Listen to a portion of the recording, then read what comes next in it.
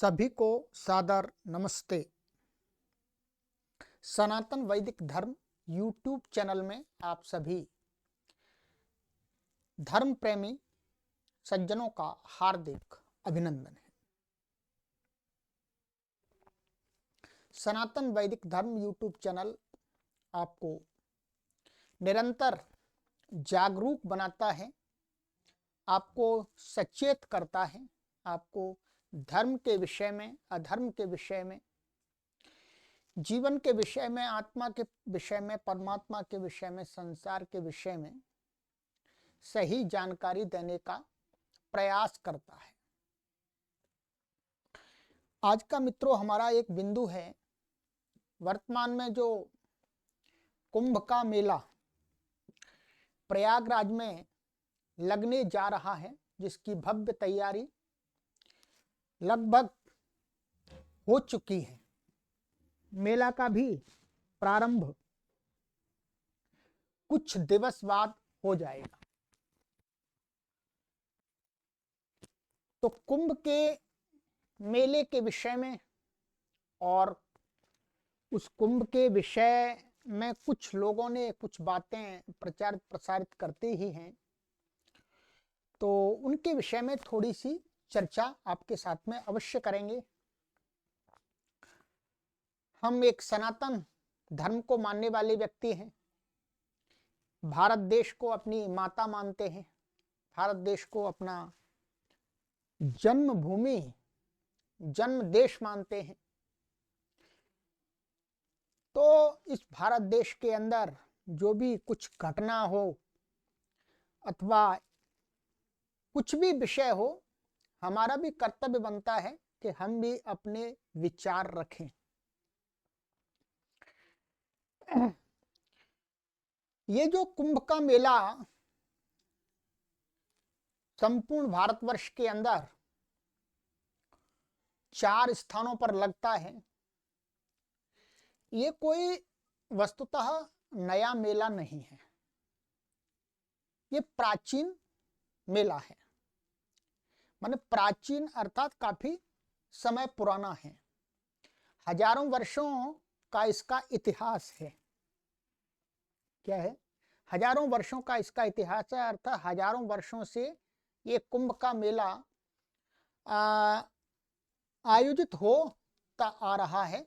कभी बीच बीच में ब्रेक भी लगे हैं, जब इतिहास को पढ़ते हैं तो जानकारी मिलती है कि कभी कभी ब्रेक भी लगे हैं।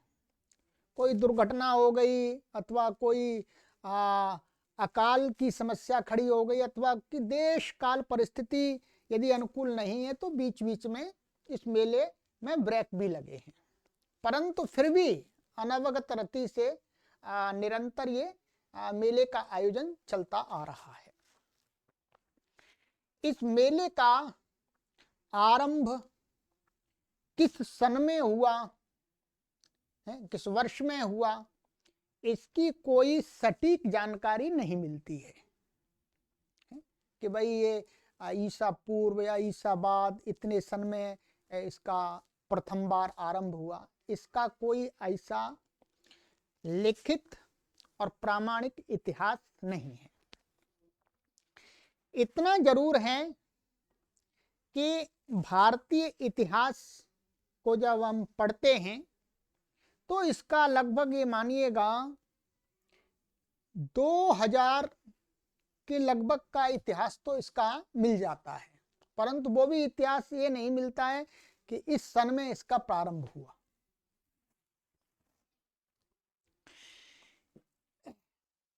तो सबसे पहले ये बात करेंगे कि ये कुंभ का मेला वस्तुतः धीरे धीरे इतने विशाल रूप में आज जो हमें दिख रहा है, इसका प्रारंभ का जो उद्देश्य रहा था वो क्या था। ठीक है, इस प्रारंभ का जो वास्तव में इस कुंभ के मेले का जो उद्देश्य था वो यह था कि संपूर्ण भारतवर्ष के अंदर भिन्न भिन्न मत संप्रदायों के लोग अपने अपने विचारों को प्रकट करने के लिए किसी एक ऐसे स्थान पर आकर के इकट्ठे हुआ करते थे जिससे वे अपने मत संप्रदाय या जो भी अपने संप्रदाय के गुरु हैं उनकी बातों को लोगों को बता सकें। और इसी के साथ ये भी हुआ करता था कि आप जिस भी संप्रदाय या मत से संबंध रखते हैं और आप अपने विचार लोगों को बताना चाहते हैं कि हमारे मत के, हमारे संप्रदाय के विचार सबसे श्रेष्ठ हैं, अच्छे हैं, मानव कल्याण के लिए हैं, उसमें पाखंड नहीं है, झूठ नहीं है, तो सत्य का मार्ग बताते हैं, सही धर्म का मार्ग बताते हैं। इसी प्रकार से और भी मत वाले लोग कहते थे कि भाई हमारे हमारे तो आपस में एक जगह इस प्रकार से स्थित होकर के क्या करते थे, प्राचीन समय में शास्त्रार्थ करते थे। शास्त्रार्थ आपने सुना होगा कि शास्त्रार्थ पहले हुआ करते थे। तो शास्त्रार्थ हुआ करते थे, भाई कोई व्यक्ति कहता मेरे विचार धर्म के विषय में सही हैं, सत्य को जानने के लिए, परमात्मा की प्राप्ति के लिए, परमात्मा के स्वरूप को सही बताने के लिए हमारे विचार अच्छे हैं, हमारे विचार सही हैं। दूसरे वाले तो आपस में क्या हुआ करता था, शास्त्रार्थ हुआ करता था। जो शास्त्रार्थ में पराजित हो जाता था तो वो क्या है, जो विजेता होता था उसके विचारों को स्वीकार करता था। ठीक है जी, झगड़ा नहीं करते थे, लाठी तलवार लेकर के आपस में धर्म के प्रचारक लोग आपस में झगड़ा नहीं करते थे। जैसे वर्तमान में हमें दिखता है कि जो धर्म के जो हमारे मुख्य प्रचारक लोग हैं वो आपस में अपने विचारों को लेकर के क्या करते हैं, शास्त्रार्थ नहीं करते हैं, वो क्या है, आपस में झगड़ा करने लगते हैं। तो पहले हमारे विद्वानों ने मिलकर के इस परंपरा को जन्म दिया था कि ठीक है भाई, कौन सही है कौन गलत है इसका निर्णय तलवार से नहीं होगा, लाठी से नहीं होगा, इसका निर्णय होगा शास्त्रार्थ से, इसका निर्णय होगा तर्क से। तो जो इस प्रकार से एक जगह पर आकर के संपूर्ण भारतवर्ष के 12 वर्ष में एक बार, कुंभ 2 होते हैं, एक अर्ध कुंभ होता है वो 6 वर्ष वाला लगता है। तो जो 12 वर्ष वाला जो कुंभ होता है, जैसे अभी प्रयागराज में चल रहा है, तो उसमें संपूर्ण भारत के लोग, भारत से बाहर के लोग इंक्लूड नहीं होते थे। वास्तव में भारत देश के अंदर ही जो यहाँ पर बड़े बड़े लोग, जो हमारे गुरु परंपरा में जिनको गुरु माना जाता था और मानते थे लोग, वो जो विचार करते थे अपने अपने फॉलोवर्स को देते थे, उन सभी लोगों का वहां पर एकत्रीकरण होता था, जिसको कहते हैं जमावड़ा। और वहां पर फिर शास्त्रार्थ होते थे। ठीक है, तो वास्तव में जो कुंभ मेले का जो आयोजन था वो इसलिए था कि कहीं पर धर्म के विषय में जो धर्म गुरु लोग हैं वो आपस में जो सामान्य जनता है उसको विपरीत दिशा में ना बांट दें, विपरीत दिशा में ना बांट दें। यदि विपरीत दिशा में बांट देंगे, 10 धर्म गुरु अपने अपने विचारों को ही लेकर के भाई हमारा विचार सही है, और वो आपस में 10 के विचार आपस में विरोधी हैं, और यदि विरोधी विचारों का समाज में प्रचार प्रसार होने लगेगा तो जो समाज के लोग हैं वो 10 भागों में बट जाएंगे। 10 भागों में बट जाएंगे तो समाज कमजोर हो जाएगा। जो धर्म का उद्देश्य समाज को मजबूत करना, समाज को जोड़ करके रखना है, वो उद्देश्य विपरीत दिशा में चला जाएगा, अर्थात समाज उससे टूट जाएगा, समाज कमजोर हो जाएगा। तो समाज कमजोर ना हो और जो धर्म गुरु हैं जो मत संप्रदाय के विचारों को करने वाले जो मुख्य मुख्य व्यक्ति हैं, उनको भी ठेस ना लगे, तो उसका एक ही रास्ता था, भाई एक जगह पर हम एक कुछ समय बाद इकट्ठे होंगे और वहां पर शास्त्रार्थ करेंगे। हमारी बात में कोई कमी है तो हम उसको हटा लेंगे, और आपकी बात में कुछ अच्छाई है, सही है, धर्म के विषय में, परमात्मा के विषय में सटीक जानकारी देती है, तो उसको मानेंगे। तो वस्तुतः इस कुंभ मेले का उद्देश्य तो यही था। परंतु धीरे धीरे धीरे धीरे कुंभ का मेला तो चलता रहा, धार्मिक लोगों का जमावड़ा तो इकट्ठा होता रहा, परंतु जो शास्त्रार्थ की परंपरा थी वो कमजोर होती चली गई।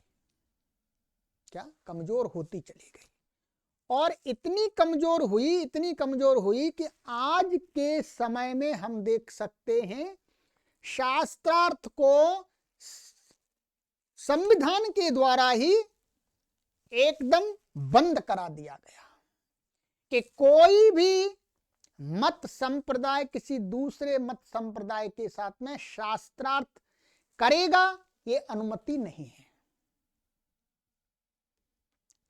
पहले के राजा लोग इस शास्त्रार्थ की पद्धति को ही अपनाते थे। भाई जब धार्मिक लोग आपस में, धार्मिक गुरु आपस में यदि लड़ने लगते थे तो राजा क्या कहता था, भाई चलो मंच बनाते हैं और शास्त्रार्थ करो, जो जीतेगा उसकी बात मानी जाएगी, उसको समाज में रखा जाएगा, समाज के लोगों को बताया जाएगा। आप देखेंगे जो आदि गुरु शंकराचार्य महाराज जी हैं, उन्होंने अपने वेदांत का प्रचार कोई लाठी तलवार के बल पर तो नहीं किया था। उन्होंने संपूर्ण भारत में जाकर के जगह जगह पर उस समय जो बौद्ध और जैन जो वेदों को नकार रहे थे, वेदों के विरुद्ध जनता में प्रचार प्रसार कर रहे थे, तो उनके साथ शास्त्रार्थ किया था और शास्त्रार्थ में उनको पराजित किया। और राजा ने शास्त्रार्थ कराए थे। तो आदि गुरु शंकराचार्य महाराज जी ने अपने वेदांत के सिद्धांत की जो स्थापना की है वो किससे की है? शास्त्रार्थ से, तर्क के बल पर की थी। उस समय भी कुंभ चलता था। तो ये ध्यान रखेंगे कि हमारा कुंभ का उद्देश्य तो वही था। कुंभ में सभी मत संप्रदाय के लोग, मान भारत देश के अंदर जितने भी मत संप्रदाय हैं, उन सभी लोगों के जो मुख्य मुख्य गुरु थे वो अपने अपने फॉलोअर्स के साथ आते थे। सबको अनुमति थी, क्योंकि कुंभ का आयोजन का उद्देश्य ही था।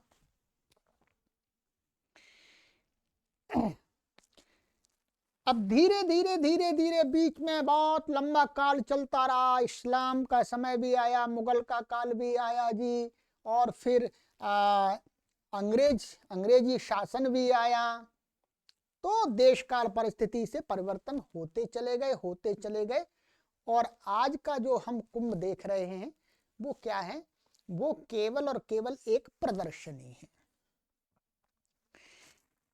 परंतु इसी बीच में एक बात निकल करके आ रही है, जिसको हमने कहा कि जो हमारे आदि गुरु शंकराचार्य जी थे, उन्होंने अपने विचारों को, अपने मत को, जो उन्होंने धर्म के विषय में जाना था, उसकी स्थापना संपूर्ण भारतवर्ष में किसके माध्यम से की थी? शास्त्रार्थ के माध्यम से।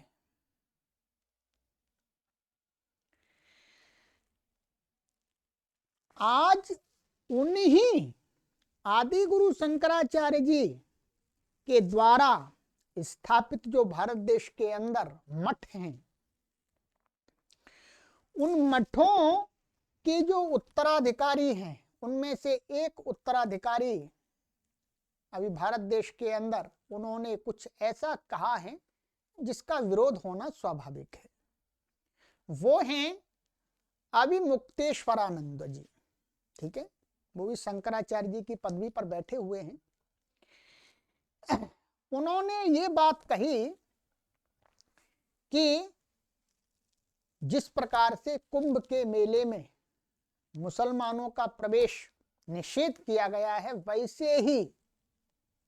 वैसे ही आर्य समाज के लोगों का प्रवेश भी निषिद्ध किया जाए, बौद्ध मत को मानने वाले लोगों का भी प्रवेश निषिद्ध किया जाए, जैन मत के लोगों का भी प्रवेश निषिद्ध किया जाए, इसी प्रकार से और अन्य। और उसमें उन्होंने हेतु दिया कि ये जो लोग हैं, जो भारत की विचारधारा के ही लोग हैं, सनातन धर्म की विचारधारा के ही निकले हुए लोग हैं, ये गंगा में स्नान करके पाप नष्ट होने की बात को नहीं मानते हैं, इसलिए इनका भी कुंभ में प्रवेश निषिद्ध किया जाए। आश्चर्य तो तब होता है जब आप इतने बड़े पद पर बैठ करके इस प्रकार की छोटी बात करते हैं, और जिस पद पर आप बैठे हुए हैं उस पद की स्थापना करने वाले आदि पुरुष आदि गुरु शंकराचार्य महाराज जी के इतिहास को भी आप ठीक से नहीं जानते हैं, ठीक से व्यवहार में नहीं ला रहे हैं। क्योंकि आदि गुरु शंकराचार्य जी ने तो कोई भी अपनी बात कही तो शास्त्रार्थ के माध्यम से सिद्ध करके कही, तर्क के तराजू पर तौल करके उन्होंने समाज को बताया कि भाई ये सिद्धांत सही है।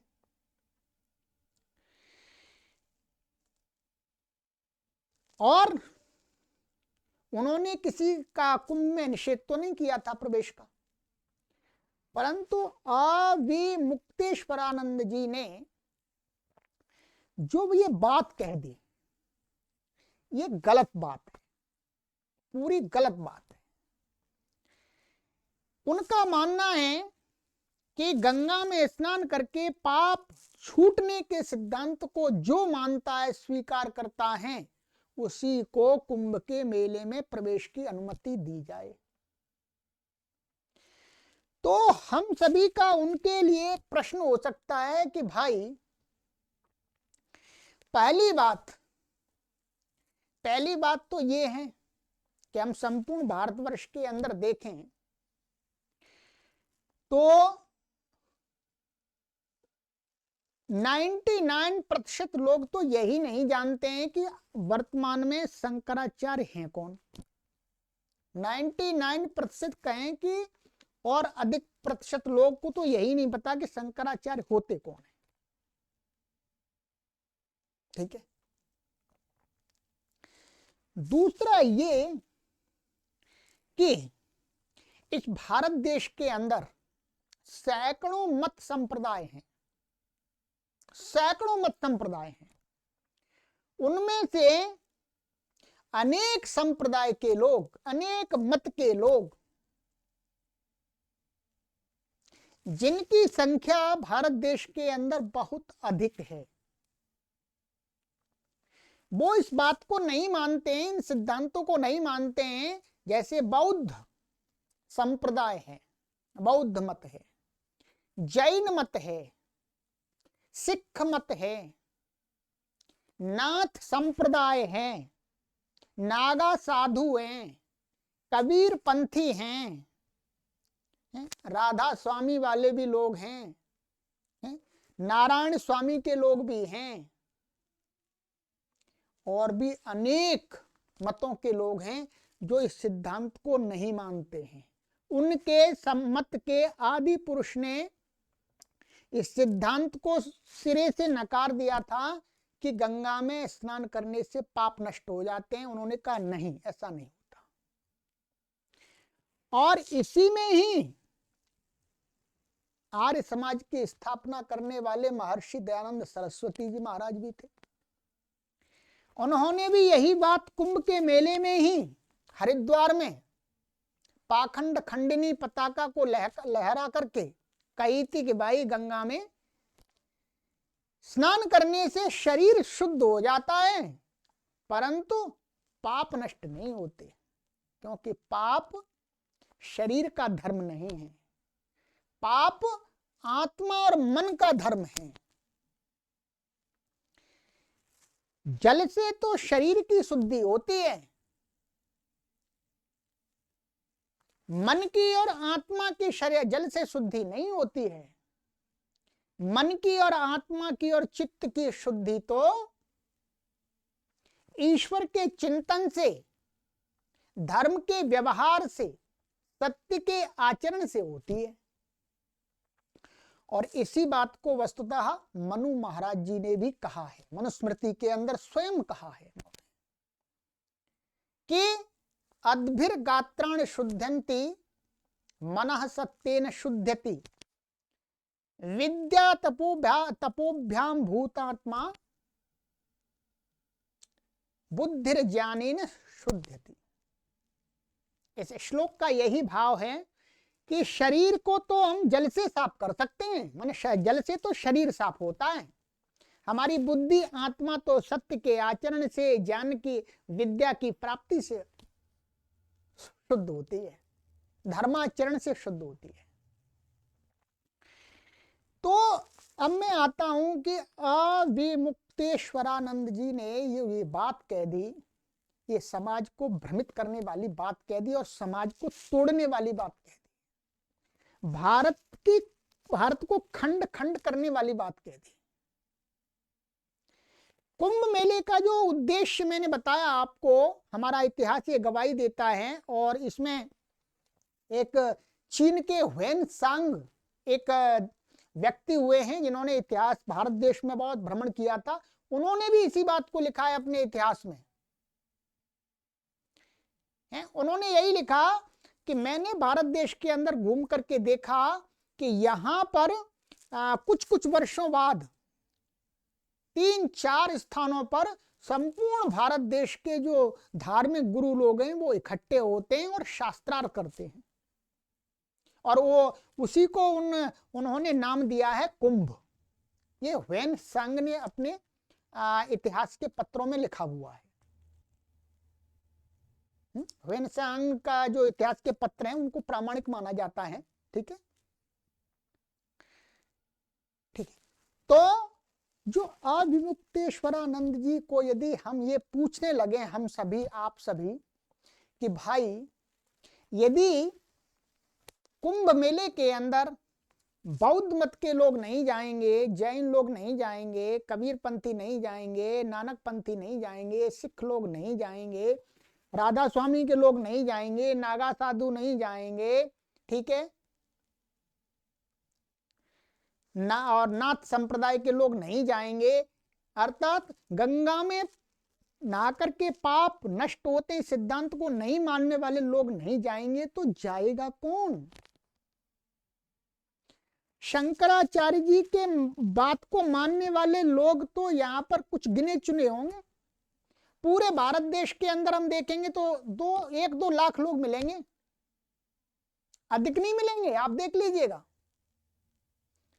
आप जिस भी शहर में रहते हैं उस शहर में पूरा घूम करके देख लीजिएगा, कितने आपको लोग मिल जाएंगे शंकराचार्य जी की बात को मानने वाले, ना के बराबर मिलेंगे। तो क्या ये लोग यदि नहीं जाएं तो क्या ये कुंभ का मेला सफल हो सकता है? कुंभ के मेले की कोई महत्ता रह सकती है? कुछ भी नहीं रह सकती। हाँ, हमने ये माना कि कुंभ का मेला अपने मूल उद्देश्य से तो हट गया है, परंतु यदि उसमें इन सभी संप्रदायों के लोग भी हट जाएं तो कुंभ का मेला ही समाप्त हो जाएगा कुछ आगे के वर्षों में। और भारत का समाज इससे कमजोर होगा।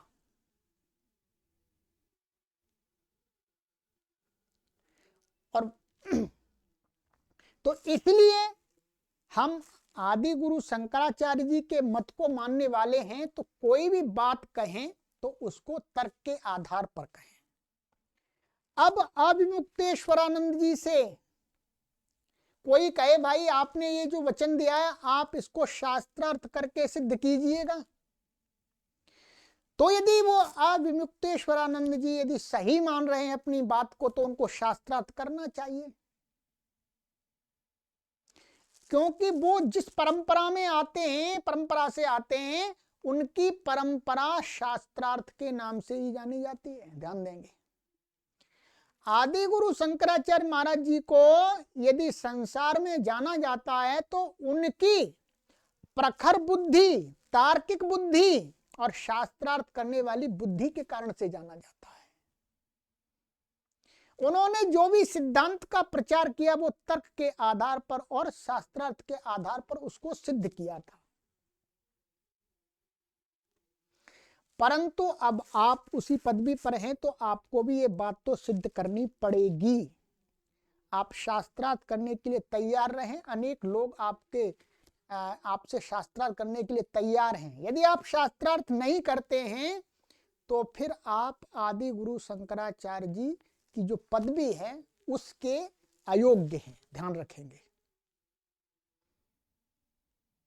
अयोग्य हैं, क्योंकि उनकी पदवी को वही व्यक्ति प्राप्त कर सकता है जिसके अंदर तर्क शक्ति हो, जो अपनी बात को तर्क से सिद्ध कर सके।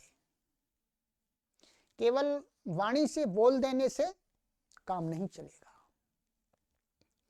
तो और हम ये भी निवेदन करेंगे कि अविमुक्तेश्वरानंद जी आगे ऐसी बातें ना कहें, क्योंकि उनका ही अपमान होता है और उनके द्वारा क्या होता है, आदि गुरु शंकराचार्य महाराज जी का भी अपमान हो जाता है ना करते हुए भी। तो उनका यह जो वचन है, उनका जो वक्तव्य है, जो उनका जो बच्चा कहा है उन्होंने, ये पूरी तरह से गलत है, लोगों को भ्रमित करने वाला है। और वहां पर हमारे अनुसार फिर दोबारा से हमारी प्राचीन परंपरा को जीवित करना चाहिए, शास्त्रार्थ परंपरा को जीवित करना चाहिए। कुंभ के मेले में जितने भी मत संप्रदाय के लोग आते हैं, धर्मगुरु आते हैं, उनका एक मंच पर सरकार को चाहिए कि वो शास्त्रार्थ कराए, शास्त्रार्थ कराए और प्राचीन कुंभ की महत्ता को फिर दोबारा स्थापित करे, जिससे समाज में एकता भी आएगी, धर्म के विषय में लोग भ्रमित नहीं होंगे। एक धर्म माने धर्म का जो एक बिंदु आएगा निकल करके शास्त्रार्थ रूपी छलनी में छलन करके वो सभी लोगों के समक्ष होगा, तो लोग भ्रमित नहीं होंगे। वर्तमान में शास्त्रार्थ की परंपरा न होने के कारण से क्या हो रहा है, सब अपनी अपनी डपली अपना अपना ढोल बजा रहे हैं और लोगों को, जनता को भ्रमित कर रहे हैं, और जनता भ्रमित होकर के आपस में एक दूसरे की दुश्मन बन रही है। और जनता एक दूसरे की दुश्मन बनने के कारण से भारत देश कमजोर हो रहा है, भारत की अखंडता पुनः कमजोर होती जा रही है। इसलिए हम तो यही निवेदन करेंगे कि शास्त्रार्थ पुनः आरंभ होने चाहिए कुंभ के अंदर, और सभी लोग जिस अपने अपने मत संप्रदाय से जिन जिन विचारों का प्रचार प्रसार करते हैं, वो शास्त्रार्थ के बल पर वहां पर सिद्ध करें और समाज को बताएं कि देखिएगा हमारा तर्क के और विज्ञान के अनुकूल विचार है, हमारा मत ईश्वर के विषय में, धर्म के विषय में तर्क के साथ सिद्ध है, विज्ञान का विरोधी नहीं है। चाहे वो आर्य समाज हो, चाहे वो पंचायती अखाड़ा हो, चाहे नाथ संप्रदाय हो, चाहे सिख संप्रदाय हो, कोई भी संप्रदाय के लोग हों, सभी लोगों को ये सिद्ध करना चाहिए कि हमारे विचार श्रेष्ठ हैं, हमारे मत के विचार श्रेष्ठ हैं। किस लिए? इसलिए, और इसलिए इसको सिद्ध करने के लिए शास्त्रार्थ एक रास्ता है, बस। प्राचीन समय में यही तो होता था। पहले बौद्ध लोग कहते थे कि भाई हम सही मार्ग बता रहे हैं, तो फिर दूसरे जब लोग आए, आदि गुरु शंकराचार्य जी ने उन्होंने कहा भाई नहीं, ये तो गलत बात है। तो उन्होंने तर्क से, शास्त्रार्थ से ही उनको पराजित किया था और फिर अपनी बात को सिद्ध किया था कि भगवान है, वेद सही हैं। तो आइएगा मित्रों, मेरा यही कहना है कि हम धर्माचार्य की पदवी पर बैठ करके कुछ कर नहीं अच्छा सकते हैं, तो कुछ समाज में विघटन पैदा करने वाली बात ना कहें और अपने विचारों को तर्क के आधार पर, शास्त्रार्थ के आधार पर सिद्ध करने का दम रखें। अब अनेक आर्य समाज के लोगों ने उनको आह्वान कर दिया कि आइएगा, शास्त्रार्थ कीजिएगा। अब वो बोल नहीं रहे, अब वो शांत हो गए, क्योंकि उनके अंदर इतना हिम्मत ही नहीं है, उनका उतना ज्ञान ही नहीं है, उनके अंदर इतनी तार्किक शक्ति नहीं है, शास्त्रार्थ करने का उनके अंदर साहस नहीं है। तो इससे क्या होता है? हमारा अपमान होता है। हम जो भी बात कहें उसके लिए तैयार रहें कि ये बात सही है, आइएगा हम शास्त्रार्थ करेंगे, तो लोग मानेंगे आपकी बात को, आपको सम्मान देंगे। तो चलिएगा, कुंभ का हमारा प्रयोजन यही है। और फिर मैं अंत में कह देता हूं, कुंभ का जो इतिहास है वो बहुत प्राचीन भी नहीं है, क्योंकि महाभारत में इसका कोई उल्लेख नहीं है, रामायण में इसका कोई उल्लेख नहीं है, ठीक है।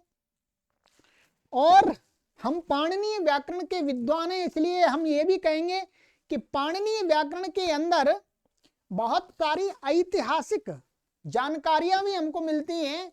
तो उस ऐतिहासिक जानकारी के विषय में जो कुंभ है, उस ऐतिहासिक जानकारी के विषय में महर्षि पाणिनि ने भी कहीं पर कोई इशारा नहीं किया है, ठीक है, कोई इशारा नहीं किया है। इसलिए हम कह सकते हैं जो ये कुंभ का आयोजन का जो विषय है, इतिहास है, वो लगभग 2000 वर्ष पुराना है, उससे प्राचीन नहीं है।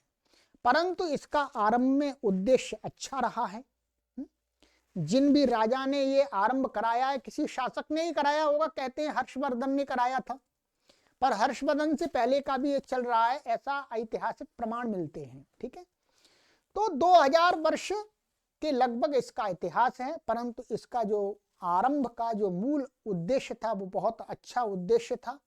वो उद्देश्य पुनः वापस आ जाए तो हमारा भारत देश बहुत शक्तिशाली बन सकता है और हमारे देश के लोग भ्रमित नहीं हो सकते हैं, धर्म के विषय में एक राय बन सकती है और हमारा देश शक्तिशाली बन सकता है, सब प्रकार से, सामाजिक रूप से और आर्थिक रूप से और धार्मिक रूप से, आध्यात्मिक रूप से। चलिएगा, आपको हमने कुछ बातें बताई हैं और फिर अंत में यही निवेदन करेंगे कि सनातन वैदिक धर्म यूट्यूब चैनल का उद्देश्य है आपको जागरूक बनाना। आप कुंभ के मेले में जाइएगा, ठीक है। स्नान करने का हम मना नहीं करते, स्नान करना चाहिए, गंगा मैया है जिसको मैया अर्थात गंगा बहती हुई नदी का नाम है, परंतु हमने उसको गंगा माता नाम दिया है क्योंकि वो हमारे जीवन के लिए बहुत उपयोगी है, उसका जल हमारे जीवन के लिए बहुत उपयोगी है, हमारी कृषि के लिए उसका जल बहुत उपयोगी है, इसलिए हमने उसको माता से उपमा दी है, इसलिए गंगा माता कहा है। उसमें स्नान करना अच्छी बात है, परंतु स्नान करने के पीछे गलत उद्देश्य को रखना अच्छी बात नहीं है। तो ये उद्देश्य कभी मत रखिएगा कि गंगा में स्नान करने से मेरे पाप नष्ट हो जाएंगे, ऐसा नहीं होगा, क्योंकि शास्त्र भी ऐसा नहीं कहते हैं। किसी भी गीता में, उपनिषद में, वेद में या किसी भी अन्य शास्त्र में ऐसा वर्णन नहीं आता है। हाँ, कुछ लोगों ने कुछ बातें दूसरे शास्त्रों में डाल दी हैं जो प्रामाणिक नहीं है। सनातन परंपरा के वो शास्त्र वास्तव में मूलभूत सिद्धांत को बताने वाले नहीं हैं। उनमें कुछ बातें ऐसी आती हैं तो वो बातें सही नहीं हैं। तो आइएगा, गंगा में स्नान करके हम अपने शरीर को पवित्र कर लें, परंतु अपनी आत्मा को और अपने मन को और अपनी बुद्धि को तो स्वाध्याय से, ध्यान से, परमात्मा के चिंतन से शुद्ध करें, पवित्र करें। ओम नमस्ते।